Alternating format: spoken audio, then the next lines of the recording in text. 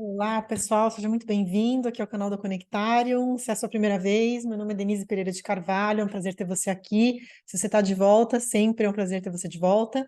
E eu estou aqui com um cafezinho que já está esfriando, porque eu fui e voltei aqui nessa apresentação para dividir com vocês sobre essa lua nova de Libra, dentro de uma semana caótica. E eu queria fazer várias reflexões. Vocês sabem, não dá para a gente fazer uma reflexão só olhando o período curto, a gente tem que olhar um período mais amplo. Então, vem comigo, um pouquinho de paciência, sabe lá Deus, eu não sei o que vai dar essa minutagem aqui, vamos ver como a gente facilita para vocês depois, mas tenho bastante coisa para dividir com vocês, tá bom? De quebra temos eclipse, vamos falar, né, o grande tema, dentre tantos outros.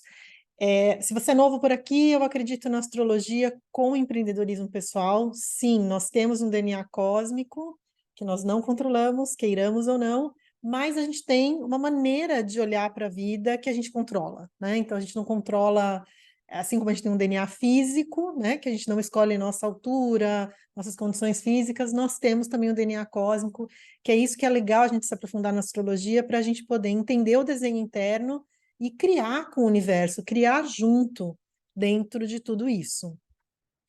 Bom, vamos falar de eclipse, que esse momento é uma semana super terrível e trágica, né? Eu queria só começar dizendo que tem um tom apocalíptico nos eclipses, e eu não gosto de tom apocalíptico nem nos eclipses, nem na astrologia. E explico por quê, né? No próximo slide. Mas, de qualquer forma, os eclipses têm o meu respeito. Então, em períodos de eclipse, vou revisar um pouquinho o que eu compartilhei sobre os vídeos dos nodos lunares, que eu vou colocar o card aqui. Recomendo imensamente que você veja, não é uma venda de vídeo, não, é porque realmente tem muita informação. São 3 vídeos que vão te ajudar a entender como esses eclipses agora no eixo Áries-Libra aciona você. O terceiro vídeo da série falou do passado, de todo o ciclo, durante anos ali, peguei todo o último ciclo de 18 anos, vale a pena dar uma olhada lá. Bom, eu falo de um respeito porque o eclipse fala de um ocultamento de um astro, né? Ou ocultamento do Sol ou da Lua, os luminares, que representam tanto para nós. Então, a gente tem um apagar e um despertar, a gente tem uma queda de disjuntor simbólico.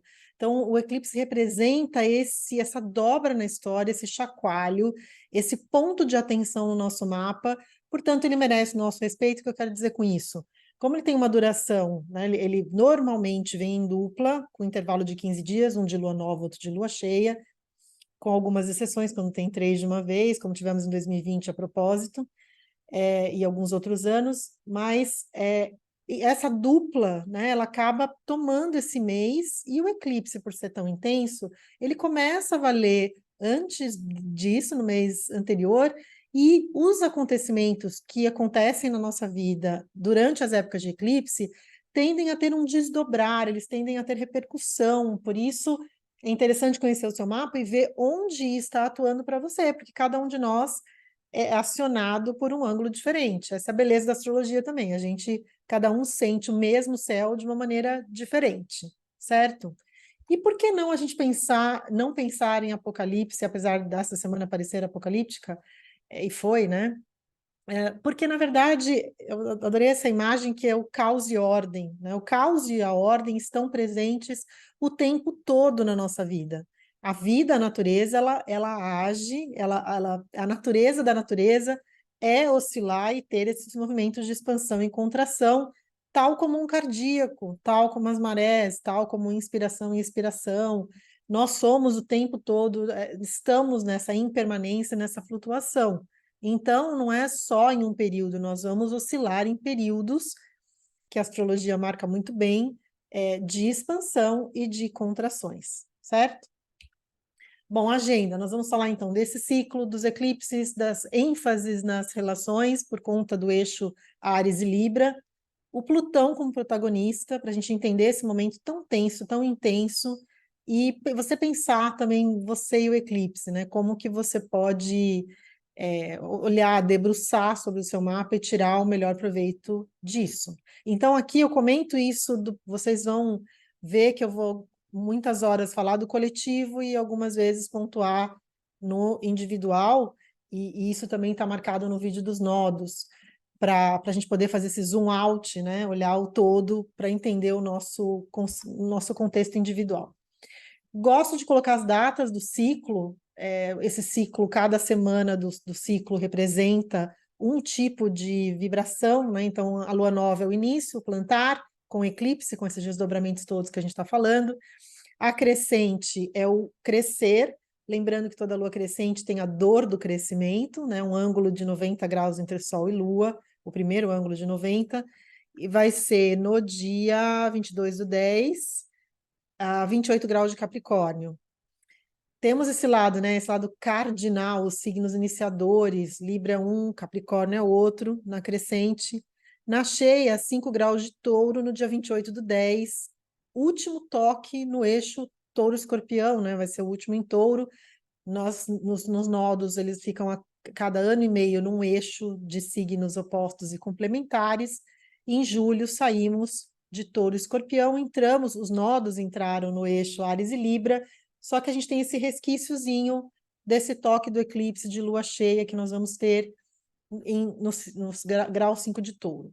E, finalmente, no dia 5 de novembro, há 12 graus de leão e a lua minguante, que é a lua de recolher e preparar para o ciclo seguinte, preparar para o novo ciclo que virá, em leão.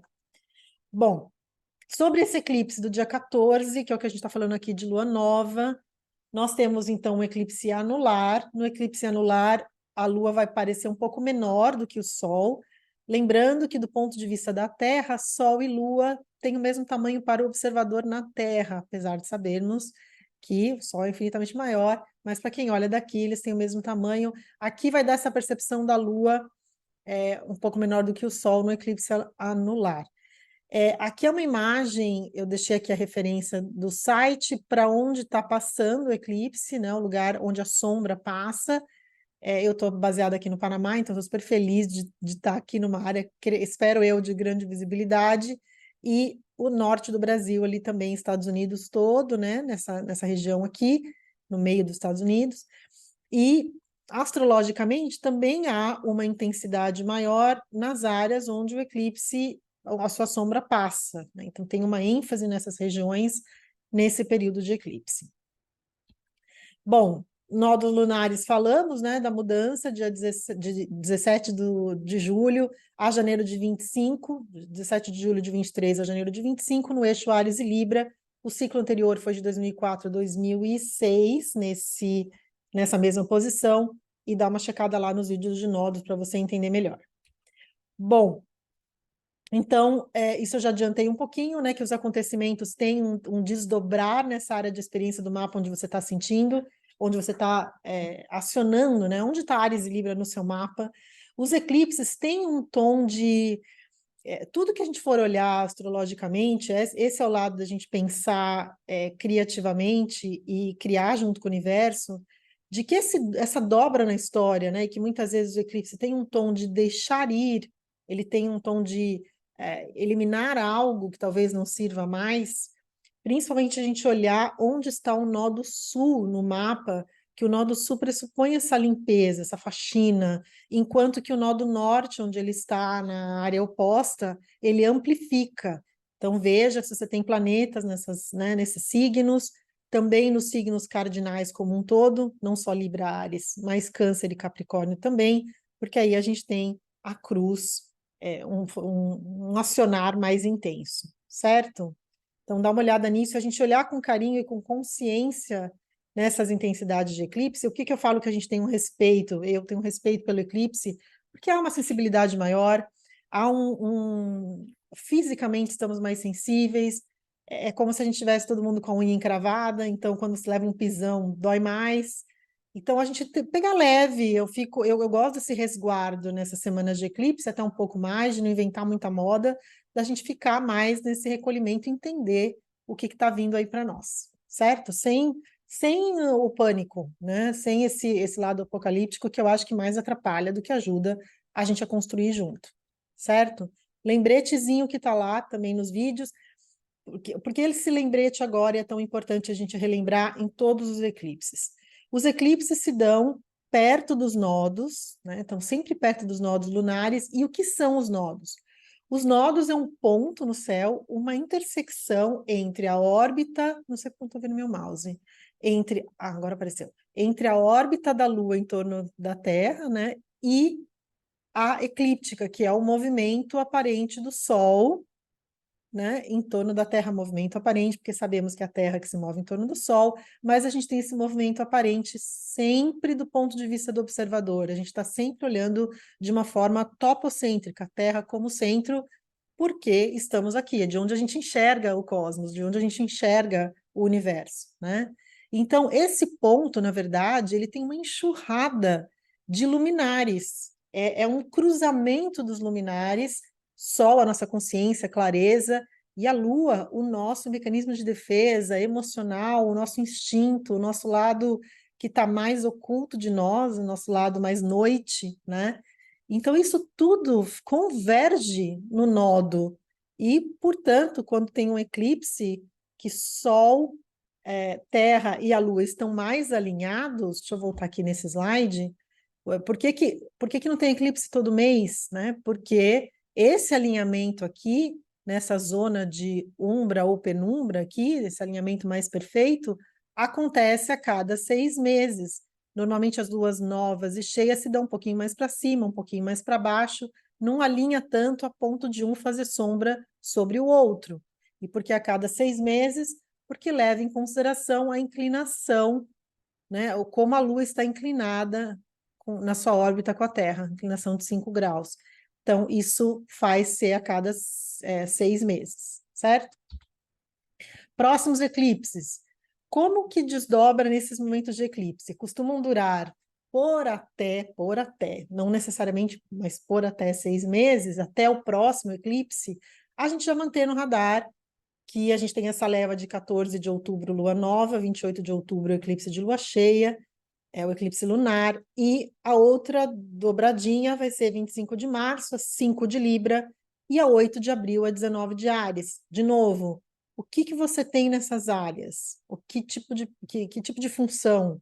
Né? É uma lua? É o emocional? É o lado doméstico? O lado da família? É um Mercúrio, a forma de pensar? Aonde? É o perto do Nó do Norte, onde está se amplificando em Áries, ou é Libra, onde está tendo uma faxina aí de Nó do Sul? O que está ali para você? Pensa sobre isso para você abrir espaço. Vai abrindo espaço para o novo, né? Eu acho que esse abrir espaço dos trânsitos e dos movimentos astrológicos são super interessantes, e eu comparo isso até com o movimento do corpo quando a gente está gestando um bebê, né? As mulheres que passaram por essa experiência vão entender comigo que a gente tem, e os homens, em todo mundo, porque você vê anatomicamente que a gente contrai os órgãos e abre espaço para esse nascer, né? A gente vai gestar algo, e às vezes a gente realmente tem que comprimir partes nossas para revisitar, para revisar e para dar esse espaço para nascer, gestar, carregar peso, parir, dor de parto, e tudo isso são os processos de transformação que a gente vive. Bom, mapa deste ciclo, que é 14 de outubro, para o Brasil, certo? Estou levando em consideração o local da independência, que é São Paulo. É um grande protagonismo de Plutão, né? Eu quero falar disso, que nós vamos ver isso, inclusive com relação ao mapa do Brasil, ao mapa dos Estados Unidos, ao mapa de Israel, que também tem essas configurações com relação a eventos e a posição de Plutão como o grande transformador. Então, na semana dos ataques, né, no 7 de outubro, estava ali, aliás, o 7, o 8 de outubro, se não me engano, é o dia exato da quadratura Marte, que estava em Libra na época, agora mudou para Escorpião, né? Está mudando no dia 12. Eu estou fazendo esse vídeo exatamente no dia que muda. Então, a quadratura exata dos dois planetas de impacto, de poder, de instinto, de visceral, do que está vulcânico, né? O que está ali reprimido vira à tona de uma forma intensa, agressiva, vigorosa, né? Então, tem esse lado, e o Plutão, ao segundo semestre de 2023, quadrando os nodos lunares. Então, o fato de agora a gente ter o eclipse, essa quadratura se evidencia muito, né? Porque esse eixo está muito acionado, e, portanto, Plutão, que vem fazer esses processos de mutação muito profundos, muito profundo, aciona e de uma forma muito, nesse caso, muito agressiva, né? Falando um pouquinho do... Depois eu até vou voltar nesse mapa, mas a gente tem para o Brasil uma intensidade também para a gente levar em consideração de casa 8, que é uma casa intensa, uma casa de transformação, de economia, então a gente deve voltar a escutar os temas de gasto, relatório de gastos, Banco Central, autonomia de Banco Central, balança comercial, dívidas escaladas, enfim, tem todo esse lado com ênfase aqui e de intensidades, apesar de Libra, né? Libra é o signo, vamos falar um pouquinho dessa simbologia, né, de Libra. A Libra é o relacional, são os acordos, a gente revisando acordos de toda a natureza, revisando relação, revisando casamento, revisando parcerias, revisando acordos coletivos, esses impasses, né? Então, como ele está tenso, como o Libra está sofrendo essa tensão de Plutão, fica enviesado, né? Então, fica essa disputa, os acordos não sendo cumpridos, ou os acordos, nesse caso, com muita violência de território, né? Então, o eu e o outro. A questão de Áries e Libra é o quanto, sendo eu mesma, Áries, eu me relaciono e de que forma eu me relaciono, o quanto a relação me furta, o quanto a relação me adiciona, o quanto ela me subtrai, como é esse dar espaço para o outro, né? Estou muito comprimida, ou estou expandida, o outro me expande, me inova, o outro me furta totalmente. Como é que é isso? Então, esse lado luz com Libra em intenção, que é a conciliação, a diplomacia, a empatia, a ponderação, fica meio de ponta cabeça, fica enviesado. E aí a gente vai para o lado sombra, né? Então, os conflitos e essa tendência de Libra de não colocar o conflito na mesa, sendo ali questionado pelo Nó do Sul. Então, é um momento de colocar limites, né? E nós temos, voltando aqui para o mapa para o Brasil, nós temos o regente, que é Vênus, de toda essa galera aqui, né? Lua, Sol e Mercúrio, Vênus, perdão, regente de Libra, já entrou em Virgem no mapa da Lua Nova, então Vênus em Virgem, de 8, depois eu tenho um slide para essas datas para a gente não se perder, já chego nele para vocês anotarem, de 8/10 até 8/11, a Vênus fica em Virgem. Então, a Vênus, que são os afetos, veio de Leão, de uma temporada turbulenta em Leão, porque também fez aspectos tensos num signo de paixões, de espera, de expectativa, de intensidade, de atenção, um signo de fogo, um signo apaixonado, com tudo intenso. E agora entra nesse mês de Vênus em Virgem, que vai para um lado mais analítico, um lado mais prático, um lado realmente de colocar as coisas mais pé no chão. E a Vênus está em queda, né? Astrologicamente, ela não é uma posição das mais favoráveis à passagem por Virgem, porque, na verdade, ela está exaltada em Peixes e está em queda em Virgem. Não fosse só isso, outro aspecto super importante desse ciclo, e vocês sabem, eu começo falando dos aspectos tensos, que são os aspectos mais fortes na técnica astrológica. Não que não vai funcionar os trígonos, os sexteis, é tudo interessante, porém, nos aspectos de tensão, a gente precisa lidar primeiro com eles, certo? São os aspectos que, e eu sempre comento nos vídeos, vamos entender que tensão é oportunidade, é motor, tensão é estímulo, tensão é energia de acionar, né? Então, a gente se incomoda, a gente não gosta, mas ela é o que faz a gente andar para frente e rever padrões. Então, a Vênus está oposta a Saturno, que já fala de uma contração, fala de lidar com frustração, de precisar estruturar as coisas, amadurecer, ou ver onde não está maduro, onde os temas ainda estão verdes, né? Precisando de amadurecer. Vênus, como regente também de Touro e de economia, é um ciclo complicado economicamente, é um ciclo que pede um acerto de contas, com o reforço dessa turma toda de casa 8, né, em tensão com Plutão. Plutão aqui, neste caso, a gente tem o Plutão para o Brasil na casa 11, que é uma casa que representa na astrologia mundial o legislativo, né? Regente da nona, que é o judiciário, onde tem Marte ali nessa tensão, então a gente tem um embate entre legislativo e judiciário, nada novo, mas tem essa ênfase aqui com o Marte na casa 9.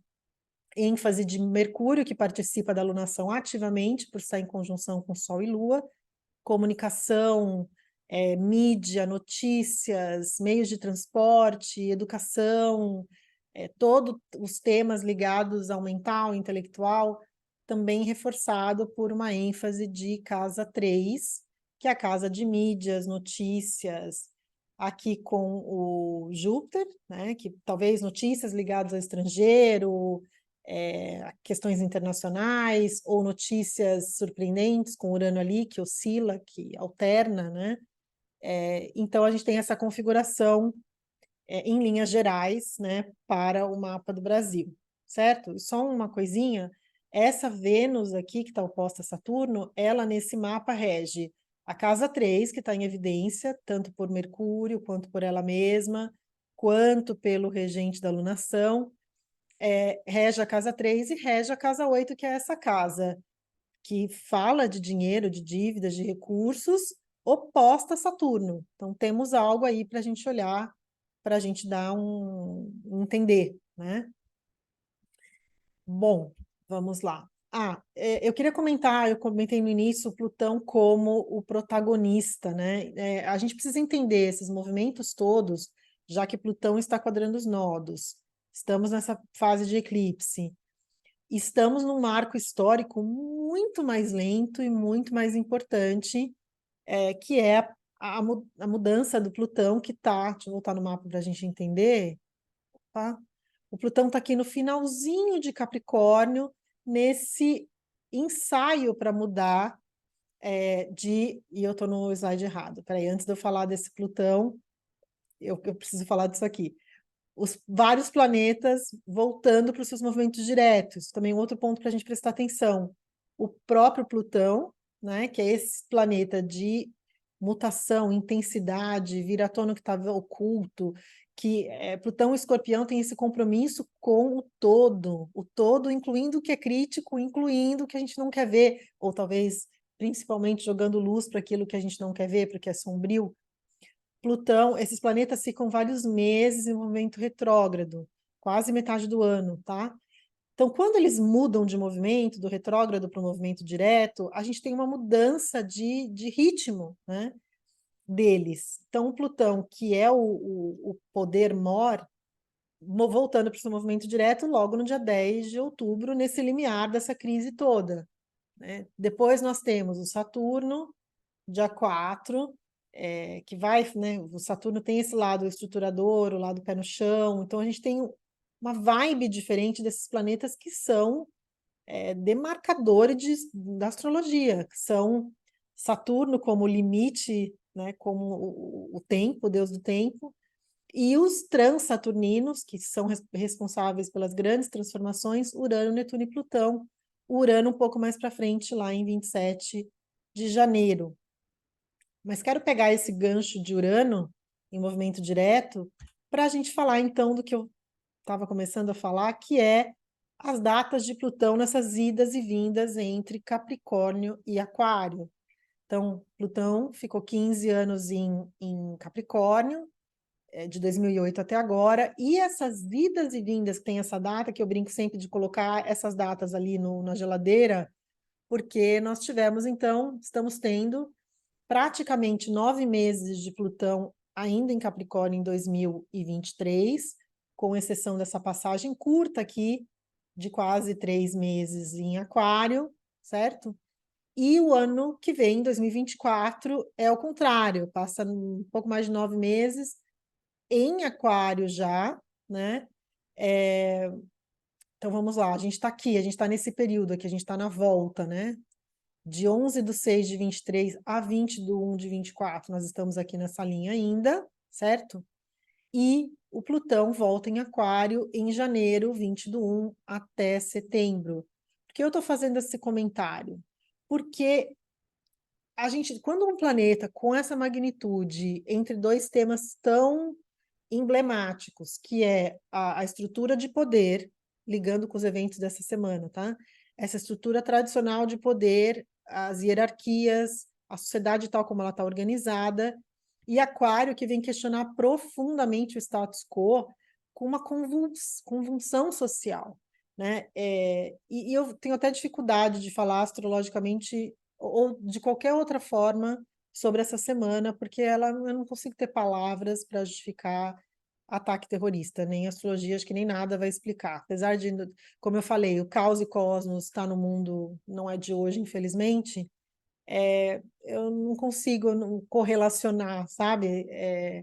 Eu não sei se nem Plutão, nem nada pode algum dia justificar qualquer coisa dessa natureza que é impensável, inominável, não humana, né? Então, e como Plutão em Aquário tem a ver com transformação tecnológica, eu fiquei muito pensando que a grande transformação mesmo, que faz a gente ser humano ou evoluído, nunca vai ser a tecnologia, né? Vai ser o nosso nível de humanidade, que ficou bem abalado essa semana.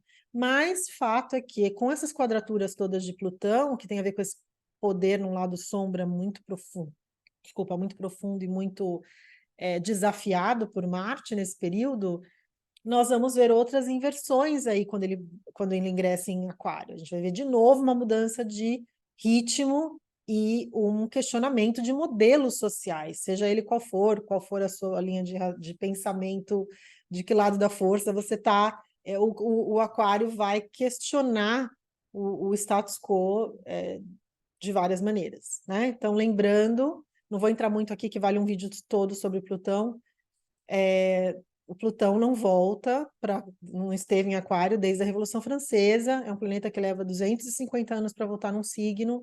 Quando ele muda de signo, ele está fazendo uma outra dobra importante na história, porque são 250 anos. Quantas gerações passaram sem a gente ter um Plutão em Aquário, certo? E então, aí depois desse setembro aqui, de 24, é só rapidinho volta para Capricórnio, de setembro a novembro, e depois só sai em 44. Serão 20 anos de Plutão em Aquário, muita água para rolar. Estou aí num preparo de vídeo sobre Plutão, mas é muito material, vai sair, vai sair. Bom, esses planetas que eu comentei nessa lua, nesse limiar de outubro, mudando de vibe, né? Mudando de signo. Quando a gente muda de signo, a gente muda de tipo de energia. E uma coisa que eu queria comentar, especialmente esses ingressos em outubro em Escorpião, que me preocupam em termos de escalada de dificuldades, porque nesse acontecimento agora desses ataques terroristas, a gente tinha um Marte em Libra, que é um Marte, apesar de extremamente tenso com Plutão e que mostra o lado do desacordo libriano, como eu comentei, ele tem menos força do que um Marte em Escorpião, que está paramentado. Marte é corregente de Escorpião, né? Regente de Escorpião pela astrologia tradicional, e então ele está muito forte no signo de Escorpião, combativo, estratégico, com força de briga. Então, e fará, coloca mais lenha na fogueira na forma de agir quando ele está em Escorpião, certo? Então, de 12 de outubro a 24 de novembro. Falei da Vênus em Virgem, né, nesse período, e um outro reforço que a gente tem é o Mercúrio em Escorpião, de 22/10 a 10/11, que é a forma de pensar, os acordos, fora o próprio Sol, que vai ingressar em Escorpião, né? E também vai colocar mais lenha na fogueira, ingressa em Escorpião dia 23/10, certo? Então eu tenho receio de uma escalada.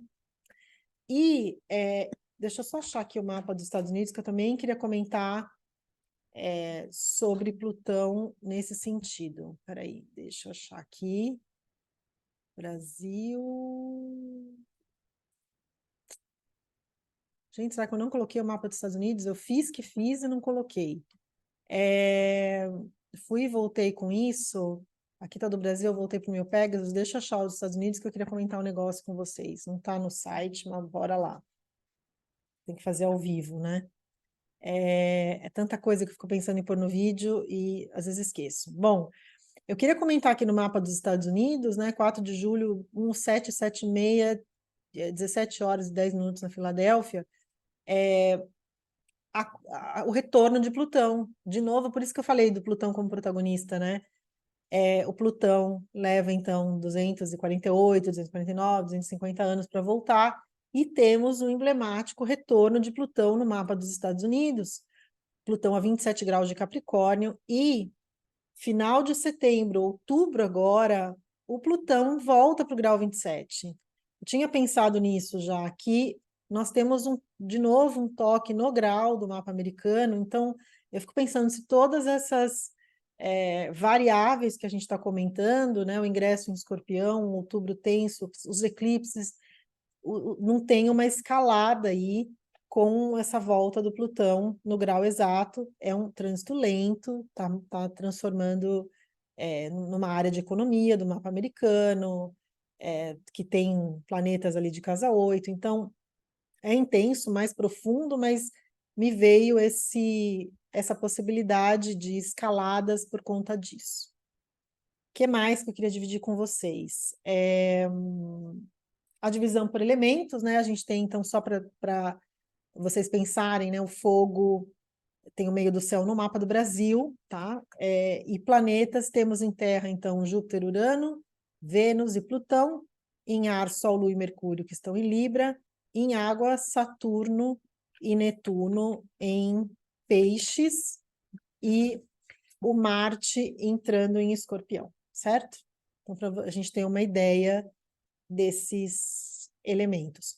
No mapa do Brasil, nós tiramos a lua cheia para o Brasil, e agora no mapa do Brasil, por trânsito, a gente tem essa lua nova de Libra acionando a casa 9 do mapa do Brasil. Então, tem ali um novo ciclo começando com eclipse, acionando esse eixo de comunicação que a gente falou, e também de uma área de judiciário, relações internacionais, o que é dito no exterior, essa questão de internacional como um todo, judiciária como um todo.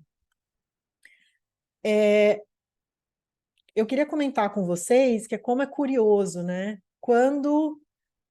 Deixa eu ver de onde eu estou aqui. Nós temos agora, 50 anos depois de um outro ataque muito marcante em Israel, que foi a guerra de Yom Kippur, também nós tínhamos uma quadratura de Plutão aos nodos em 73. Foi um dia antes, tão curioso. Com um agravante, nós temos o Saturno conjunto ao nó do sul, lá em 73, que também foi super sangrento, super complicado, marcante na história. Então, comparando o evento de agora com esse evento de 73, também tínhamos essa quadratura de Plutão com esses reforços saturninos aqui, deixando essa tensão muito grande, muito evidente. Então, só uma outra curiosidade sobre Plutão. Eu coloquei o que agora? Eu coloquei o de 23. Isso aqui vale um vídeo à parte, né? Eu coloquei assim só por curiosidade o mapa de Israel, que tem alguns astrólogos comentaram, né? Eu vi por aí na mídia que também é interessante a gente falar desse Marte no ascendente, né? Nesse período de outubro. E o que me ocorreu, essas idas e vindas de Plutão em Capricórnio para Aquário, muito marcante no mapa de Israel, porque o ingresso a partir de 2024 vai acionar essa galera aqui de planetas, esse stellium que o mapa de Israel tem no signo de Leão. Grandes transformações aí de 24 em diante, com esse ingresso num ângulo aqui no fundo do céu, que é uma área de território, que é uma área de terras, né? Uma área de lar, fazendo oposição ao próprio Plutão, à Lua. Nossa, isso aqui é bastante intenso. E essa quadratura Plutão-Marte aqui no mapa de Israel, aqui praticamente no ângulo e aqui muito próximo do ângulo, já quase acionando, porque por grau já está muito perto, certo? Urano-Sol, muito uma inversão, tecnologia, um novo, rupturas, né? Então, por curiosidade, coloquei também. Que mais? Acho que era isso, gente.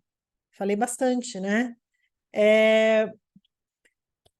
Dos símbolos de Libra e Áries, então acho que a gente comentou, né? Olhem direitinho onde está no mapa de vocês. Espero que tenha sido útil, que você tire insights disso, sempre com uma ideia de como você abre espaço para essas transformações.